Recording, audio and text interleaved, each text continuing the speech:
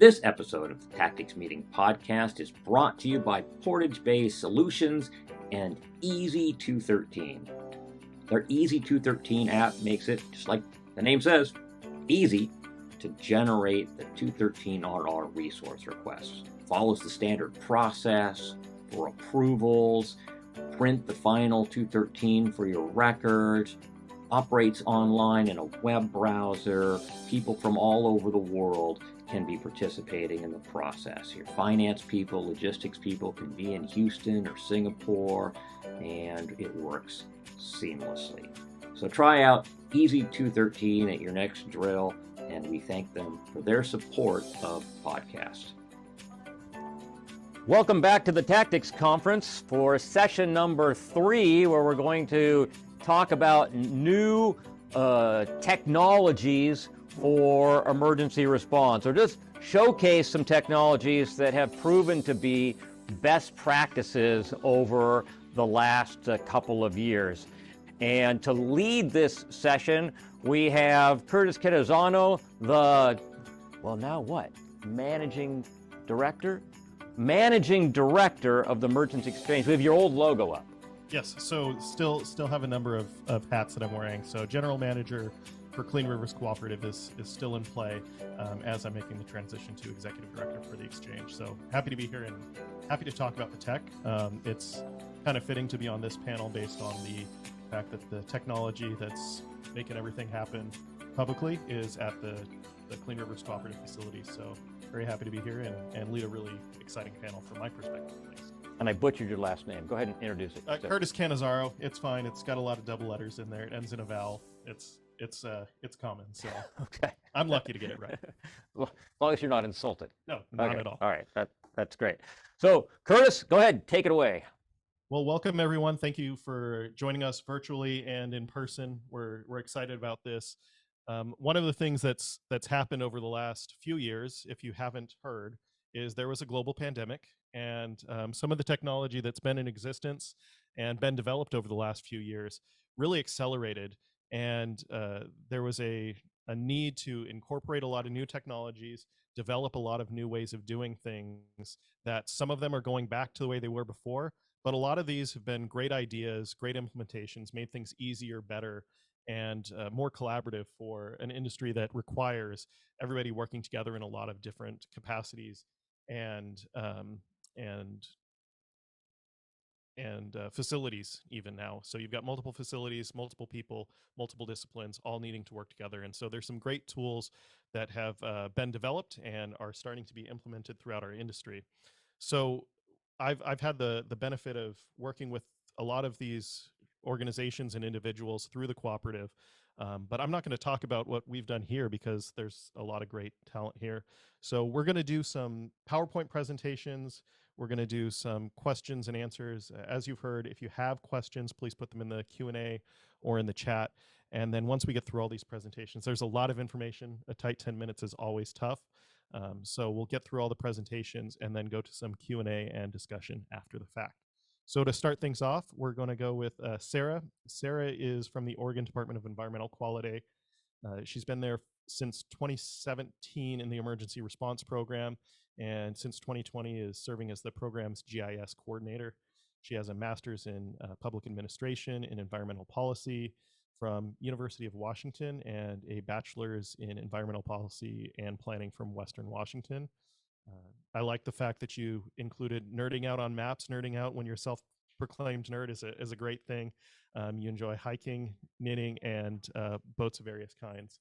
So Sarah, with that, if you want to start with your presentation and talk about some of the, I think you've got it as using ArcGIS Hub Premium to share the common operating picture for hybrid responses. Thank you, Curtis. All right, so I'm going to be talking today about how to use ArcGIS and Hub Premium to share a common operating picture for hybrid responses. So as Curtis mentioned, hybrid responses really kind of became a thing during the COVID pandemic, and we are continuing to use them now.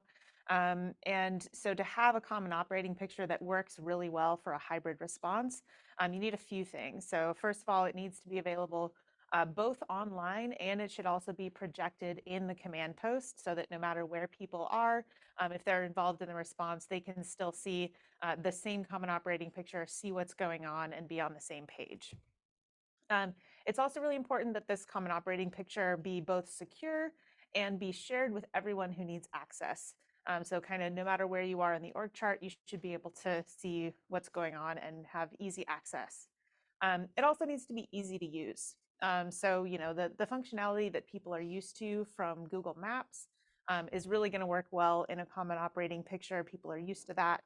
And then, you know, if you have just like a few basic tools and it's easy to use and people have access and they have, you know, instructions for how to use it, that's how you're really going to get people to use it. And that's how to avoid having shadow cops or people, you know, deciding that the whiteboard is the best way to do things or, you know, what have you. So, so a few things to just how to set this up. DEQ built our common operating picture in ArcGIS Online. And then we manage access to it in a group in ArcGIS Online. And so it's not, you know, the whole organization, which for us would be the whole state of Oregon. It's just a small group that we can add people to from both our own organization and outside. So for people who are coming into the response, if it's their first day in the response, if they have an organizational ArcGIS Online account, we can just add them right into that group. The thing is, though, that like a public account, the kind that you can set up in 5 minutes for free, those will not work with this type of group. So for people who are involved in the response who don't have their own organizational ArcGIS Online account from their home organization, what we do is we use Hub Premium, which is another ArcGIS online service. And this allows us to create accounts for, you know, not very much money. I think it's $1 per account per year. So we can create these accounts really quickly, get people signed in, and they can be just as, you know, involved in the online response as anyone else. Let's see.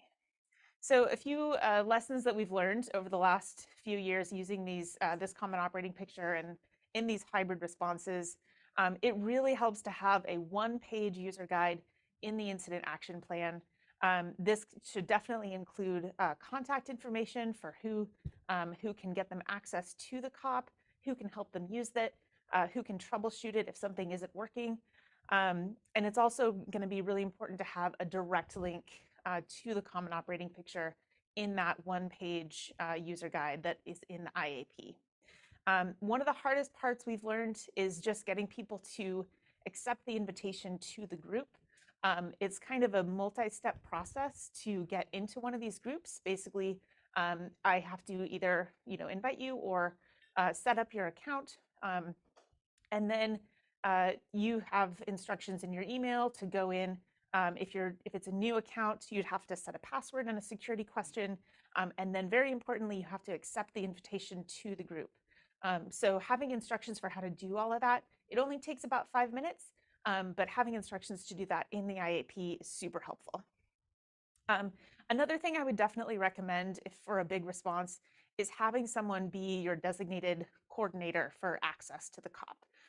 If you're going to be creating a lot of accounts quickly, and if people are having, you know, trouble logging in, it really helps to have a single point of contact for that, and for that person to actually have the time to work on that rather than working on other GIS responsibilities as well. In order to create a lot of accounts quickly, I've found the best way to do this is to have an Excel template where I can just put in people's first name, last name, email address. It will do the rest for me, essentially, it'll just generate that username. And then I can import that as a CSV and create all of those accounts as a batch. So that works really well. And then to go back for a second to having a direct link to resources, this is really important because, as you can see down here in the lower left corner here, when you log into ArcGIS Online, you know, you've got access, you've been invited to the group, you've accepted the invitation, and if you go to the content page, you're going to see all of these different items, and some of them are going to sound like things that you're interested in. So in this case, this was, Kmart fire debris reporting. So that looks great. So you click on that and you add it to a map, and that's the only thing you can see. That's not the common operating picture. Same thing with the web map. You think, that's what I want to look at. I want to look at a map. You click on that. That is the web map, but it doesn't have the tools. So the web experience, which is not a term that people are familiar with, is actually the common operating picture. So to avoid this whole mess, really the best way to do it is just to provide a direct link. Tell people, ignore the content page, just click on this link, and it'll get them right there. So I think really, in terms of where we're going with this, I think where this technology is headed, I think as people become more familiar with having access to these interactive common operating pictures, I think it's probably going to drive more requests for other related GIS products. It's obviously we need to have a common operating picture that is that kind of single source of truth that has everything in it. But there's also a lot of applications where you might want to have another map that has more or different tools, is a little bit more specialized, maybe one for the operations section, maybe one for the environmental unit, and then just have that data that's fed back into the COP itself. So yeah, that's what I have. Great. Thank you, Sarah. I think one of the things that's been really prominent for us is the old way of doing things, having the maps that each section has, taping up on the hotel ballroom walls, giving your presentation, having them fall on you, and having to retape them back up. There's some benefits. We just had a tabletop exercise last week at the cooperative, and one of the comments was that the maps that were laminated, taped up on the wall, while they worked well for the people who were physically on site to walk up to them, they were difficult for the viewers and the people who are participating actively in the exercise remotely to actually understand and engage with them. So the need for accessibility both in person and for those hybrid participants is going to continue, and we need to be able to utilize these tools in order to make sure that you can still access it, input, and view it, so you have that, like you said, the single point of truth throughout the whole exercise or real event. So, yeah, absolutely. I've been in so many drills where the operations section, they know exactly which strategies have been deployed at this point, and but in other parts of the response, people are saying like, well, but it's not on the common operating picture, I don't see it, and then operations thinks they've done what they need to do, they put it on their map, so it's good. So it just it avoids a lot of frustration to just have that single point of truth that everybody's using. Great. Well, thank you. We've got some questions, but we'll get to the end of the presentations first, and we'll circle back. We're going to jump over to Nick Winslow. Nick Winslow works for BNSF. He's a manager there, and one of the things that we work with at the cooperative is the Northwest Area Contingency Plan and the Geographic Response Plan, the pre-planned strategies and tactics that are in there. But as we all know, the straight lines for the boom and the river conditions that you're expecting always change, always fluctuate. Weather impacts them. The type of product impacts that significantly. So there's a need for ad hoc strategies and tactics for those inland waterways. And Nick, you've done a lot at BNSF of trying to evaluate what's there, what needs to be done, and what are some new ways of approaching that. So I'm really excited to hear what you guys have done. So take it away. Well, hey, Curtis, thanks for the introduction, and I'll share my screen here. Give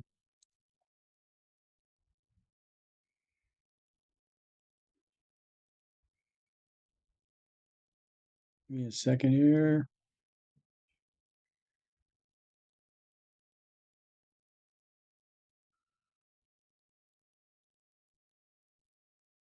You all see that screen? We can, yes. All right.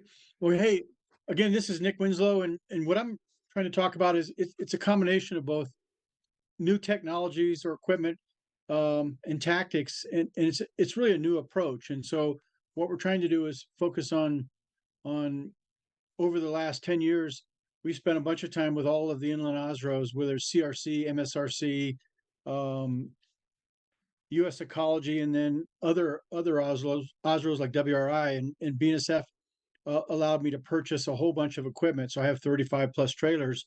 So my approach, kind of modeled after like a Washington Ecology's program of best available equipment, best available training, and good plans, and makes good responses. And so I'll summarize kind of what we do as a company, and then I'll give you a couple examples of some recent spills that we've been involved with involving sinking and submerged oil. So, we're going to talk about ad hoc approaches and tactics for sinking and submerged oils.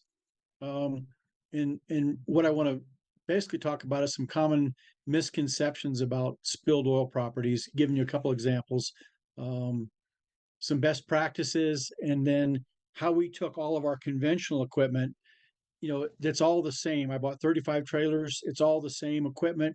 We modified that and bought a bunch of, looked at what the Osros have for sinking and submerged oil, and then took that equipment and modified it using like a Lego set of equipment boxes, to have panels or subsurface, either panels, impermeable barriers to be able to build and contain, either protection or containment systems. And then we go out to strategy locations that are approved GRP sites, and we do an ad hoc approach. And so we've tested that. The two examples I'm going to provide, one is on the right is Dune, Iowa, which was a diluted bitumen spill. And then on the left here is a recent spill that we were involved with, which was an asphalt binder. And neither of these behave like pure or conventional oil. So the conceptions are that all crude oil, bitumen-based crude oil, or heavy oils immediately sink. In the case of Reed Point derailment, that was on the Yellowstone earlier this summer, it wasn't. We looked at the SDS and said asphalt. Well, what it was an asphalt binder, like a road oil, and it ended up traveling, 100 miles downstream. And so look at the SDS, look at and understand the chemistry. If it's a diluted bitumen, it could be, fairly light to start with a, a low API gravity, that when the light ends go away, then it becomes heavier, or if it gets OPAs in it, oil pollution aggregates, it sinks or submerged. So my approach to life is treat everything like a lighter oil, do all the same things you would normally do as you bring equipment in to be able to handle the sinking or submerging fractions. And then the other thing is, when you look for equipment, some of the misconceptions are that PRCs or OSROs, even though they're Coast Guard certified, the perception is we don't have a lot of options. Well, come up with ad hoc approaches to make things work. And so we'll talk a little bit about those things and what we've done as a company, as BNSF, with some of our PRCs and our training to test that equipment out. And so what's really important early on is you can assume you're going to have, the oil is going to change when it hits the water. And mostly I'm talking about inland oils or inland waterways versus ocean.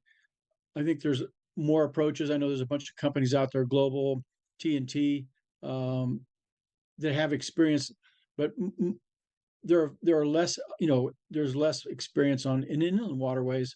And inland waterways have not salt water, but they have a lot of turbidity, which causes an OPA, oil pollution aggregate. There are several things that can make that oil sink. There are several things that can make it suspend in the water column, like fast current. So be very aware of that throughout the spill. And then always focus early on, take the whole operation and planning team and focus everybody on early source control using conventional methods. It could be a current buster. It could be, really nice boom sets. We have now equipment that we can hang off of our boom, whether it's a filter fabric or a 5 or 6 foot curtain, or we can put bottom barriers in place. And so early though on, really develop ways or means and think about in your planning section and your ops section to focus on using conventional methods that are going to be switched over to a sinking or submerged oil approach. So BNSF has enabled us to buy a lot of different equipment, our Hazmat team. So we have boom reels, we have boom vanes, we have current busters. We test them in inland approaches. We use multiple ways of attaching anchors to bridge piers. This is all very important, because if you understand the basics, it's like playing soccer or playing football. If you don't understand the basics and are really good at challenging locations, you're not going to be good at when you have a spill and you're trying to implement a strategy that's challenging. And as a plan holder, we're required to be able to respond to a spill with high water, fast water, slow water, ice conditions, or adverse conditions. That's part of the language in the compliance rules that we have to follow. So what's really important is have very, very effective training programs, use best available equipment, and then really focus on building that skill set up. So when you are faced with sinking or submerged oils, you've got boom sets that'll handle large loads. You have people that are skilled, handling fast water. You understand, the dynamics of the river. And what I'm finding is a lot of companies don't. And so we do a lot of exercises and drills where we promote this approach, where we do a lot of ad hoc and test GRP strategies out in very challenging conditions. We just did a big demonstration of a strategy at the confluence of the Deschutes and the Columbia, and that was an effective demonstration, for a light oil or a floating oil approach. But the whole idea is to go to challenging locations. Don't go to the same easy location year after year, and then really focus on terminating boom in quiet water, natural eddies, placing oil recovery equipment in storage, at accessible locations. Because what I find is a lot of the strategies that are in a lot of the GRPs basically don't meet some of the conditions that allow you to effectively contain or recover oil. And then what we did as a company on the lower right, what you're seeing is a typical common, spill equipment. We took all that equipment, I purchased a bunch of stuff from Elastic. And so we have skimmers, 1,000 feet of boom, and I'm not promoting any one company, but work with companies that will allow you. So I worked with a couple different companies, talked to MSRC, talked to CRC, and now we have 2 heavy equipment trailers that are full of skirted boom with impermeable boom. We have panels, woven, perforated, oilophilia fabric panels. And then we have the same kind of equipment for shoreline. We have gabion baskets with sorbent bags, detection snares.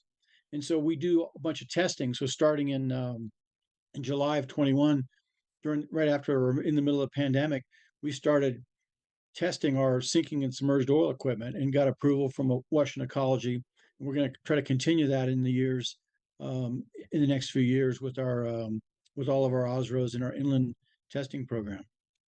So this is typical of, there's various things, whether they came from Kalamazoo, different entities have, and the concept is you have a flotation barrier. Somehow you have to put a water permeable or oleophilic or some kind of fabric panel below that. And it only works in certain kinds of conditions. And so we built a kind of a process, a set of Lego boxes, if you will, that have different kinds of material, and we can attach to our conventional boom. And then we go out and test all these different approaches.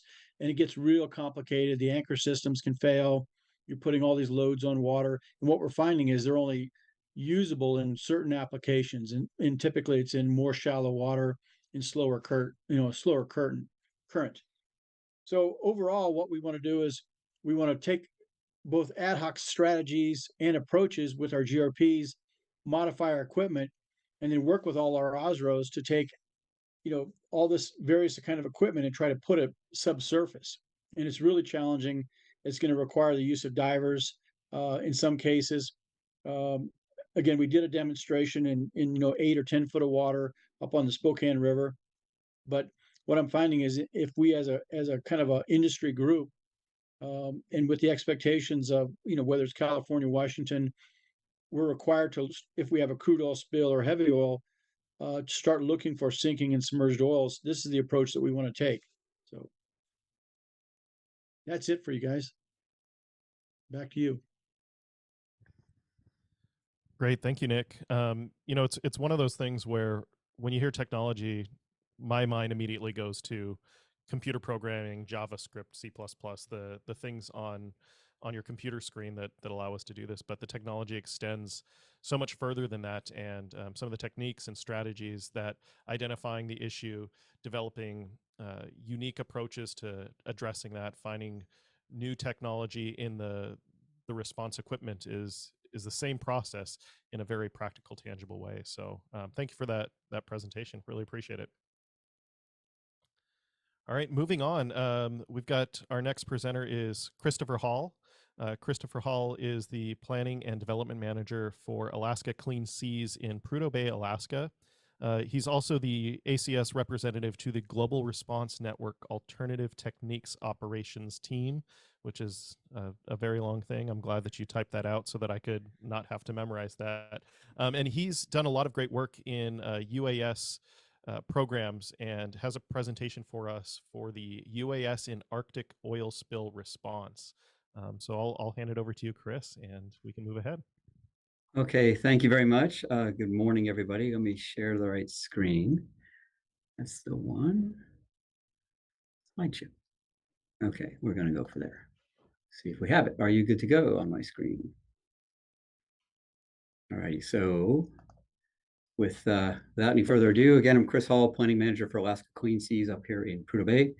I've got a 9-minute timer set for myself, so I'm making every effort to be correct about this process. And Chris, yep. Chris, before you start that timer, we do not see your screen being shared yet. Let's try that one. How about that? That looks more promising. Perfect. There we go. Okay. Perfect. All right. A little bit more of a Teams operation than a Zoom operation up here. So my apologies, folks. I've just cost myself one of my minutes. All right. So our UAS and Arctic oil spill response, we're not really talking about something new here with the unmanned aircraft systems. We're really talking about like how they get used. So we'll launch right into this. Just for those of you who aren't kind of aware of where we're at, Alaska Clean Seas is a co-op up on the north slope of Alaska, which is the top edge of the state of Alaska. We're based in Dead Horse, Prudhoe Bay, Dead Horse areas right here. That little map just shows kind of our footprint of where our current membership is located. Basically a frontage of a few hundred miles, but they're isolated areas, many not on the road systems. We're embedded out in areas. Our people are embedded. If you look at that map where the little circles are, that's where we have people. There are equipment caches across the whole slope and a little ways down the Trans-Alaska Pipeline as well. So our footprint goes the north slope, basically from the Canadian border to Point Hope, but actually where there's oil infrastructure, where we have members. So we're just not dotting the whole Western Alaska with connexes yet. And then pump station 1 down to pump 5, which is milepost 275 on the TAPS line. So our people are embedded out there, and we have responders that form like we're a cadre of a local spill response team that's out there. So we have a lot of volunteer spill responders that are out. So what the questions that came up in the presentation were, what spurred the need? Well, what spurred the need is we're a pretty remote area, and we do have quite a lot of sensitivities up here. We have a lot of issues to be able to deal with. And I honestly have got kind of a bias towards aviation. I've been a helicopter pilot since the mid-90s, and I've tried to marry these two careers up for almost that entire time. We see a need and a benefit of the aircraft in obviously, if you're on a spill, getting up in an aircraft and going and looking at where oil is a kind of where I got my start in this business. But managing and helping tactically control resources, developing a common operating picture, and any kind of general reconnaissance and surveillance, whether it's for wildlife or for oil or assisting SCAT or what have you. We've had some real benefits that come out during spills. That picture on the lower left is taken with a spill that occurred on land into the tundra. And it can be challenging to sometimes find where the oil has gone, but it can be super important to also not only tell where it is, but where it isn't. That was really important to be able to show it hadn't migrated to other areas and through culverts into other parts of the tundra. And the FLIR, the little thermal IR that was attached to that aircraft, really helped to line that out, even a fairly low quality thermal IR. So what do we have for our training program? We've got in-house, about out of our 80 employees, we have 15 Part 107 trained pilots. We have a mixed fleet of aircraft, 5 total, 4 little quads, and the 1 hex there, and then that larger 3-meter VTOL fixed wing down there in the picture. We've developed a whole flight training program, as well as kind of a knowledge program, knowledge training to get our pilots, employees who wanted to learn, wanted to go sit for the license. They kind of have to do that part on their own and pass the test on their own. And we'll certainly help them compensate with that and help them study, but they still have to be able to pass the test themselves. We developed checklists and procedures and kind of gotten the local community up here from the member companies really used to being able to see and expect the UAV, the drone footage. How we use them, a couple little videos here, and let me know if this becomes bandwidth challenged. One of the mainstays in Alaska Queen Seas is our technical manual. We have all of the tactics that we would use in any of the member company C plans are incorporated in this tech manual. Many people are familiar with this manual. Other OSROs have them, other co-ops have them. But the combination of the tactics piece and the mapping atlas piece. So we started looking at some of the tactics, and this just kind of runs on its own a little bit. As an example of what we started to do with our tech manual is take the tactics as they're written in cartoon graphics inside the manual and go out and run them, go out and deploy them, go out and fly them, and see the teams, actually the volunteer teams out there training with them. Pick off the lessons learned. You know, you got a lot of eyes on people. You got cameras up there, so you can see lessons learned. You can see how they're deploying. You get a better view. Additionally, we can actually take a separate monitor and go down and put it in the hands of the guy who's down there on the ground and be able to show where what they may be not able to see from their deployment. The other half of it, the mapping atlas, we've taken the priority protection sites, which are our tech manual map atlas is a lot like the GRSs. It actually is the GRS for Alaska at this time on the North Slope. We're incorporating it right now with the area committee, but it is basically the equivalent of your GRSs. So we take the locations, we've built in a little kind of menu into Google Earth for now as a proof of concept. And then we'll go out one by one when we have time and fly these priority sites and get a look at what it actually looks like. That piece of land you were looking at was right there on Howe Island. It's extremely sensitive. It's something that we know we're going to have to protect. And it's nice to be able to get the responders in their training an idea of what they're looking at, having to get into. During an emergency, as I said, it's handy to be able to see what are the areas here where oil might be, and again, where oil isn't necessarily. Helping with that for tactical direction. We also get involved a lot of times in wildlife surveys. We're working with some of the agencies up here about how to incorporate drones in wildlife. There often is a little bit of sensitivity around that, but we're working directly with Alaska Department of Fish and Game and U.S. Fish and Wildlife Service involving wildlife information in it. Oops, sorry, wrong guy. And then just general reconnaissance, scat, extra drill support. This is common of the face area of that whole North Slope operating area. It looks like this, inundated low-lying tundra with barriers, extremely sensitive, extremely remote. And where are we? Okay. We have had some opportunities to do some public safety stuff. It's not really why we're up here, but we are up here with equipment and we support the member companies.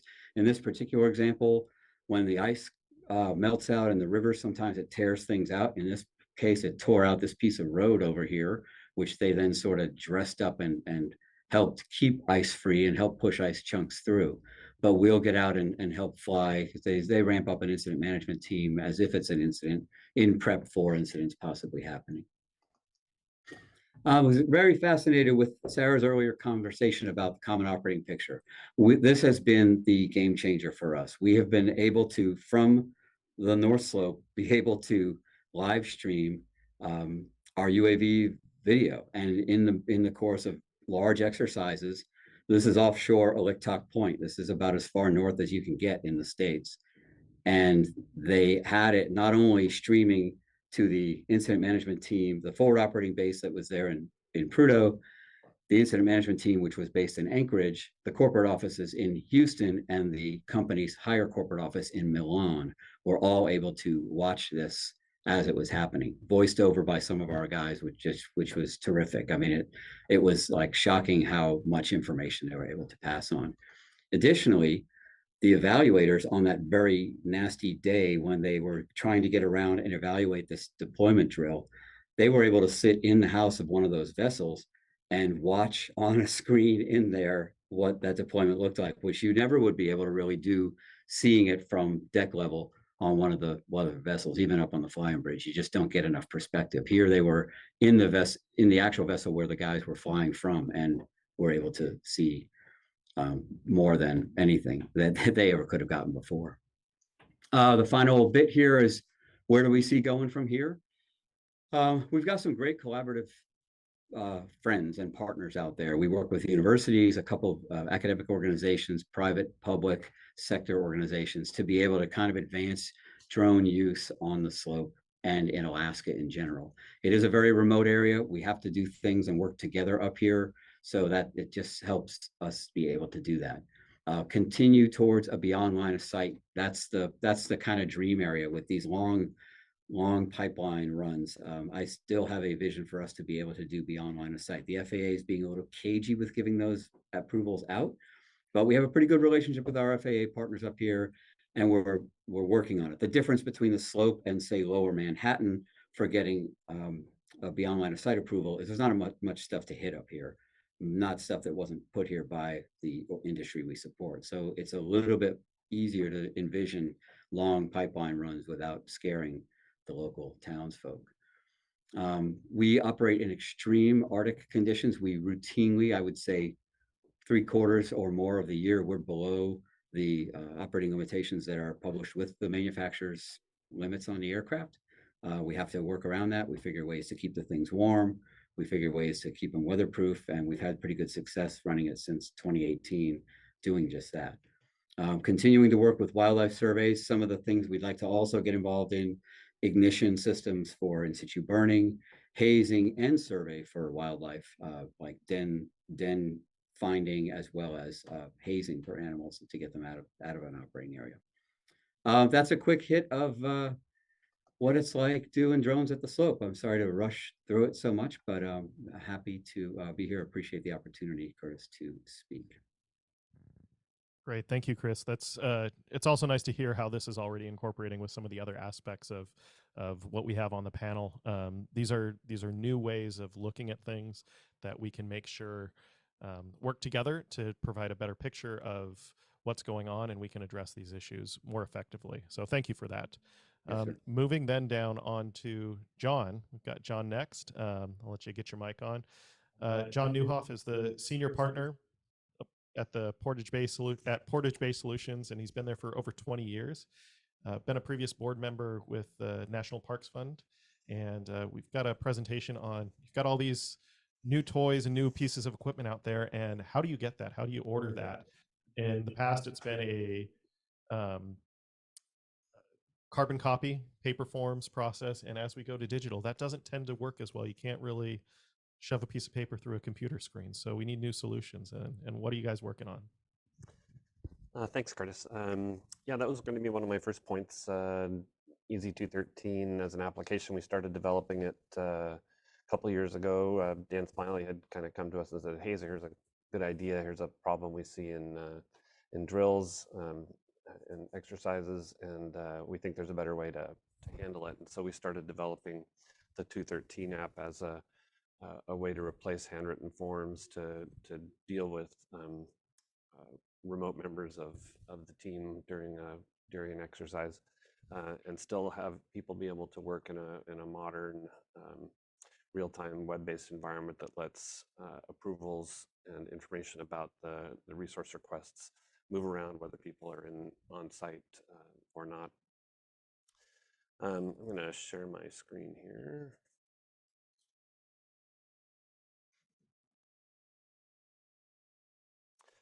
So the 213 app's been, I think I said, under development for a couple of years now, and it's been used in a number of exercise environments. And one of the things that I think Sarah mentioned was that a real need for ease of use in this kind of application. One of the things that over the years of working in this industry, in the response industry, in ICS, that certainly I've learned as a bit of an outsider, more with software development company and not originally an expert in response, is just how challenging it is to be in an environment where your software doesn't get used very often.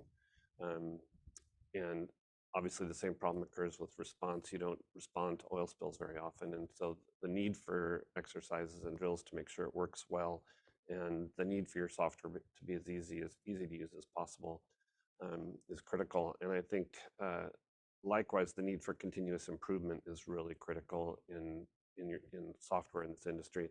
because what you think might work when you're doing the development work doesn't necessarily work when you're in an environment where people are trying to use your software, failing for reasons that you didn't anticipate. So you have to be able to react quickly and improve the software for those problems. So one of the things, I'm not going to demonstrate it right now, but one of the things that we found early on is the whole process of trying to get people logged into your software, creating accounts, and getting them using your software just doesn't work well in a response environment, even in a drill where things are relatively well planned. And we've morphed that in the latest version of EC213 to use a different approach for getting people logged in. We're now giving people in the response situation an incident ID number rather than a username and a password. That way they can log themselves in, create their own account with as little involvement as possible from anybody else in the environment. And we don't have to create their account ahead of time and validate it. And, that lets people get in a lot faster and create requests a lot faster.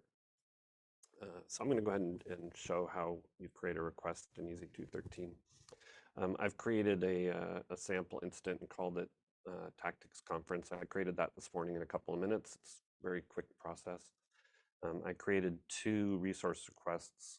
You can see on here, one of them has been approved by the section chief here. One of them has not. And I'm going to create a 3rd resource request right now. I'm going to create a request for a tactical operational situation. We've got the URL imported into EC213, so you can search for any item in the URL and pull it into a resource request. You can either pull information from the URL or you can create ad hoc items. Doesn't have to. The item doesn't have to pre-exist in the 213 apps database of equipment.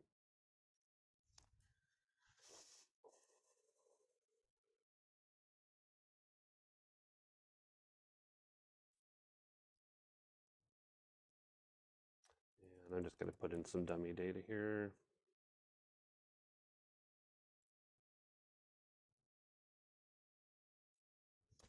And with that, I've got all the information I need to put in for the request.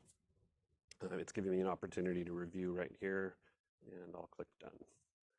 So my request has been entered now, and the first person in the sequence of approvers has been emailed now. So if I look in my, I happen to have defined myself as the approver here. So if I go look in my inbox right now, I'll see an email from EC213 saying, you've got a request that needs approval, please go in and do it.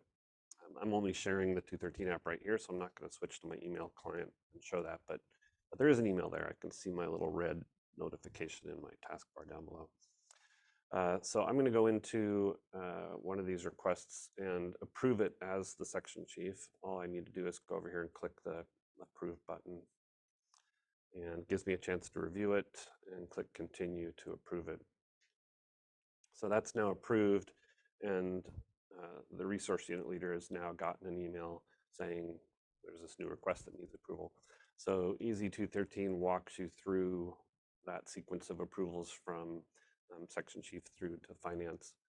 As you're approving it, along the way, EC213 prompts you to enter information that's applicable in each stage of the approval process. So for example, the logistics person will be putting in some financial information about the costs of the request. As the response moves forward and you've got more and more requests in here, the 213 app allows you to get some financial information about the dollar amounts that are going on. I've got a menu up here in the upper right-hand corner that lets me look at an incident summary and lets me see how many requests do I have generated for the incident so far, and what are my dollar amounts that I've got out there so far. I haven't actually put dollar amounts in this sample incident, so there's nothing there. at any point along the time, I can also do a finance export and export all of the requests as an Excel spreadsheet and do ad hoc analysis on that information in Excel. And I can also create a PDF of all of the 213s, and those come out looking like you would expect a printed 213 to look like.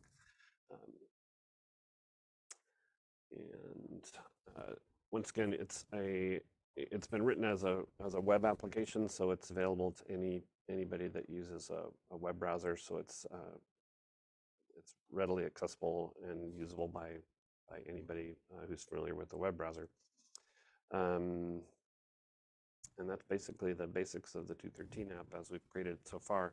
It's under continual development. We're working right now on tighter integration with other applications, EZ201, WorldTrack, Web, and always open to looking at other integrations as well. And so that's EZ213. Great, thank you. So this is the end of our structured presentation. So if you have questions, I do see a couple in the chat that we can go to as well. Please let us know and ask that. I'll start off, John, with you. So this is something that the requester and the different sections can move through for approvals.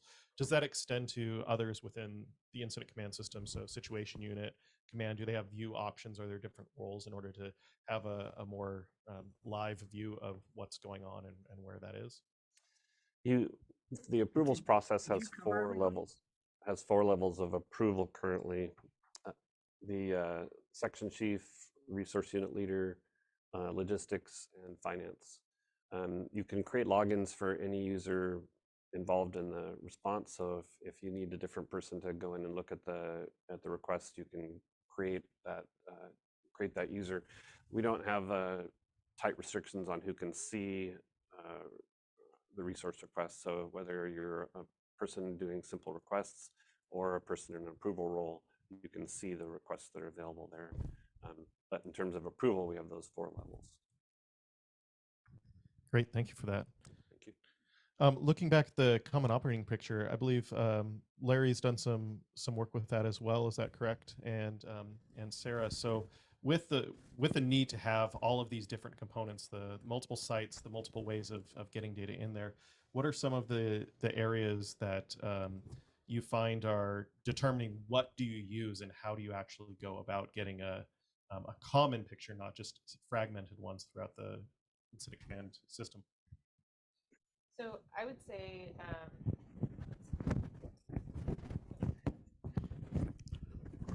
thank you.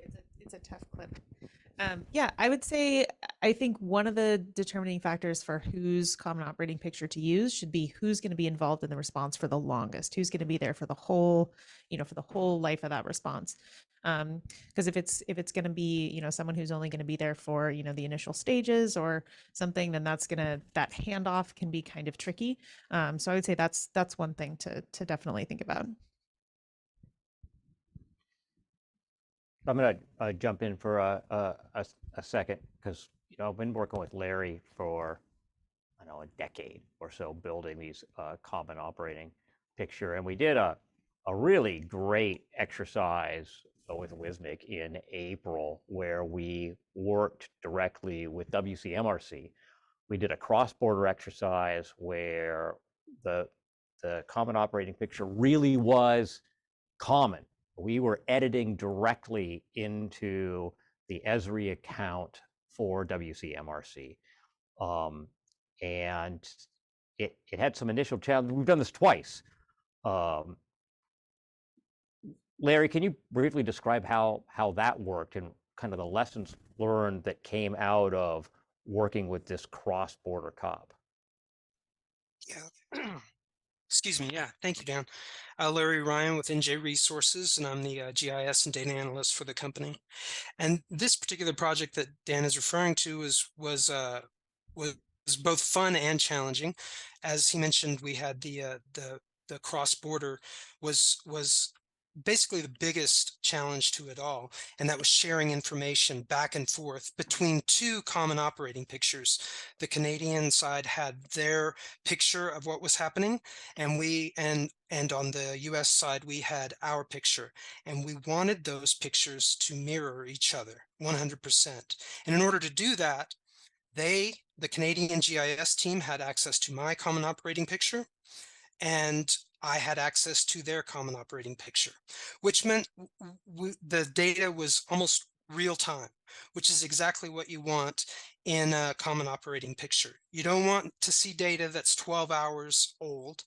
I mean, that's what happened in deep water. We were looking at data that was 12, 24 hours sometimes. Now we can deploy apps in the field, quick time capture. Um, uh, Responders with their cell phones can take pictures. Those have EXIF data that have latitude and longitude. We can bring all of that data in and bring it into the common operating picture. And as Dan mentioned, during this Canadian exercise, we had a live stream from a UAV. They posted that on a YouTube channel and provided the link. It required a little bit of hacking, but we were able to bring it into our common operating picture. So we had the map with all of the data, the overflight data, the boom deployed, all of the resources deployed, as well as a live UAV video on right next to the COP. So it's really challenging and very informative. And the other thing that I think is where Easy 213 has come into play, in conjunction with Gen West's World Track Web, is the ability to keep the operator of the common operating picture completely up to date with the resources. We can see what's coming. Larry, you've been logged into both during these deployments and exercises. How has that worked out for you? It's great. Being able to look at the attributes, being able to look at the database, and kind of see what is really happening under the hood, and incorporate that into the common operating picture. And then also verifying it with the proper people in the incident command post. But yeah, being able to look at all of the data, both behind the scenes and what's on paper in the ICP, is extremely helpful. And then you can put that into different dashboards in the common operating picture. Boom counters, what's in progress, what's actually deployed, what's planned, what vessels are out there, what task forces are out there, what are they doing, where are they, where's the oil, where's it going, where has it been? All of these things you can put on the COP, but you need all of the other information to kind of feed that COP. So it truly is a bringing together all of the different databases and all of the different people into that one image. How do you provide a view into it? I'm in command, or I'm in planning, or I'm in ops. How do they get access to viewing the data? What have you set up? Yeah, much like Sarah, we have a map, a couple of maps actually, that feed the common operating picture. And in a real event, there's a public facing common operating picture, and then there's the common operating picture that we see in the ICP. And those are two different pictures sometimes. But as far as protection and making sure that this doesn't get out to people that shouldn't get it, it's hosted on Esri at arcgis.com, and it's within our account. And you have to be added to the group, much like Sarah just explained how she builds her common operating pictures. It's done the same way. So people are provided a link, a username, and a password, and then they can access it. Sarah, you can only map the data people give you. How difficult have you found it to be able to keep up on what's actually in the field that needs to be displayed on the COP?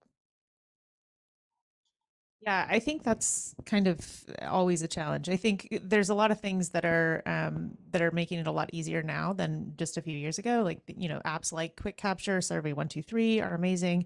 I found just having surveys set up in advance that can be reused for different incidents is really helpful. We have one for SCAT, we have one for sampling, and just and then just training so that people know that, like, oh right, I can use the sampling app, and that way nobody has to do the data entry afterwards. It'll just automatically show up in the common operating picture. So I think it's a training thing, and also having those tools set up in advance before you need them. And on that point too, so Nick, with some of these ad hoc strategies or new technologies, when you have to change things out in the field, how do you relay that back to the command post so they can get that into unified command? They're aware of all of these differences in what you have to do based on the operating conditions. I think the questions you're asking are absolutely are critical, because there's always key metrics that everybody needs. It's, where is the oil as the day passes? Every 4 hours, can we have an updated plume map? And I don't know how best to say it. It's very challenging to get that from some of the the situation unit. And for all of the skills that are demonstrated or talked about here, it's very important to build those skills up. And I think it's so neat that we're talking about it, because we have a common expectation, like, where's the leading edge? What are the daily recovery rates? What's a scat map? And having a common format, a common way to present the information, get that information from the planning team, situation unit, documentation, out to the folks in the field, so they get the right information back so they can use it, and then produce a common operating picture. And I think having both UAVs, having a common set of just conditions and metrics that we use to track data, make those expectations real clear. So we have, we can meet all of our meetings. We have a meeting schedule maybe twice a day or once a day on a lot of spills or drills. A lot of times it's really hard to get information out of the field back to the GIS teams, situation, to be able to come up with that common operating picture. Normally it takes 3 or 4 days to build it out before it's, really usable. That's great. And Chris, to that extent, what you mentioned in your presentation, do you find that what you're able to see stream pull back to different areas is helping with that bridge between what's happening out in the field and relaying that information to the command post, and then updating some orders and 204s, things like that, back to the field? Yes, it absolutely is. And we were able to put, I think in a way, we always thought for years the tech manual was a great way to bridge the language barrier, rather than trying to explain to an IMT what activities you're doing in the field. You standardize the language, you give the tactics all numbers and names, and then everybody can use the same language, and you're not trying to explain it for each individual piece of equipment. Springboard from that to add in what you can see by putting UAVs up and giving someone a view of what they're looking at. It cuts down on a whole lot of a big challenge for us up here is the logistical strain of having more people want to come up and see something. So if a stakeholder can get a clear understanding of what is being done, you might just save someone having to get on a plane and find camp space and find transport and all the things that really take up a lot of logistics on an already like strained logistic base that we have here. So yeah, I think it has been a real improvement for just getting people comfortable with what's going on up here at the slope. We are most of the incident management teams for our member companies, many of them, I should say, they form up in Anchorage. That's 800 miles away.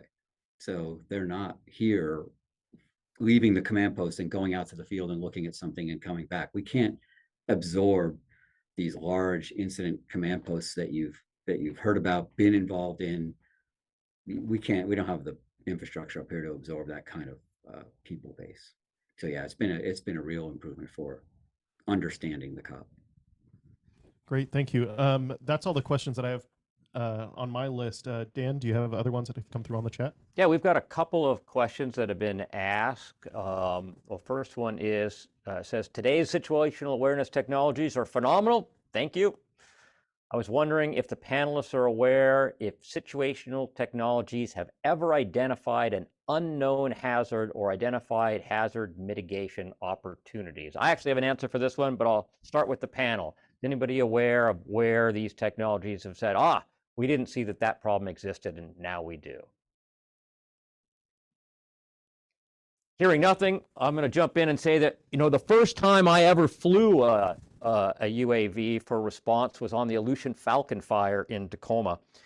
And we called out MSRC's drone with infrared when we heard that the ship was starting to list badly, might have a crack in the hull, and we were afraid that we were going to have to start chasing oil before the sun came up. And so we got that drone out there. But what the drone then found as we were flying over the ship was 3 300-pound cylinders of chlorine, about 10 cylinders of acetylene, drums of gasoline, all on the deck above the fire. And it completely changed our boundary cooling approach and had us rig up for cranes in order to pull that hazmat off at first light. So we weren't aware it was there. It was the drone that showed us that we had additional hazmat issues that we needed to deal with. The next question is, in regards to the data utilized, generated in the COPS, what strategies or archive solutions have you used to meet clients' needs for retention, to stay in compliance for documentation retention in preparation for potential discovery processes during litigation? I'll start with Sarah. What do you got for data archiving? Yeah, so the easiest way I've found to do this is just using a Python script to download things from ArcGIS Online. And then that can be, retained. We keep that in, either a network drive or OneDrive, and then you can send that out to whoever needs it. So yeah, that's probably the quickest way to do it. You just need the item IDs and you can download it all as a bunch. Okay. Larry, do you take the same approach? Yes. That's a short answer. And this is, John, why I was telling you I've got to learn some Python as soon as my schedule clears up a little bit. It doesn't look like we have any other questions. Do you have any closing comments? Does anybody in the room have a question? No, so just for some closing comments, thank you everyone for joining the panel and talking about very diverse amount of topics, but they're all connected. They all work together.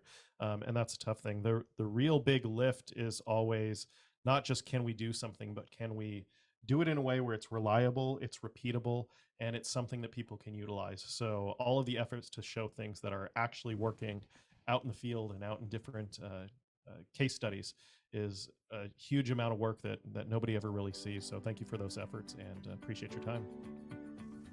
Great. Thank you everybody for that enlightening panel. We are going to take, at this point, 50 minutes.